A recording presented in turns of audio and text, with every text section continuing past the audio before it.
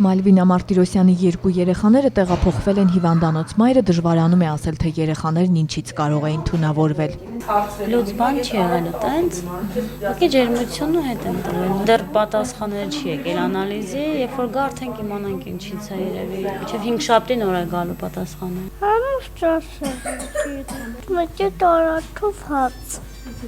Օրեր առաջ բարձր ջերմությամբ եւ ընդհանուր թուլությամբ 3 երեխա է տեղափոխվել Արմավիրի բժշկական կենտրոն։ Բոլորն ունեցել են նույն ախտանիշները՝ լուծ, փսխում, ջերմություն եւ ընդհանուր թուլություն։ Ախտորոշվել է սուրաղիքային ինֆեկցիա, անհայտ էտիոլոգիայի, գաստրոենտերոկոլիտիկ տարբերակ։ Ինֆեկցիան չի գիտեք ինչից։ Ինֆեկցիան չի հայտնաբերվել, որովհետեւ կարճ հարուցիչ չի հայտնաբերվել եւ դա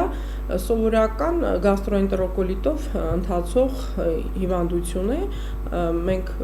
ունենք աղիքային ինֆեկցիաների շարք, որոնց պարագայում, որոնց դեպքերում երբեմն չի անջատվում հարուցիչը։ Հիվանդանոց տեղափոխված երեխաները հիմնականում Արմավիրի մարզի Ալաշկերտ համայնքի մանկապարտեզի սաներն են։ Մանկապարտեզի տնօրեն Լաուրա Ասատրյանն անմիջապես դիմել է բժշկի, երբ նկատել է, որ երեխաները վատ են զգում։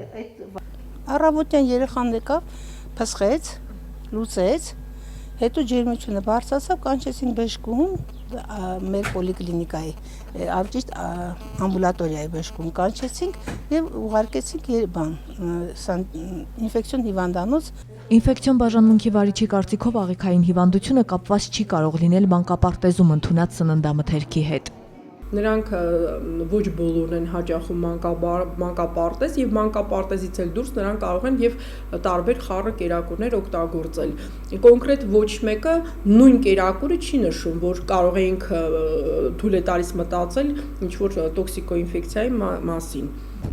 Հիվանդությունների վերահսկման եւ կանխարգելման ազգային կենտրոնը ինֆեկցիայի տարածումը կանխելու նպատակով արդեն երկրորդ օրն է Ալաշկերտում բակային շրջայցեր է իրականացնում։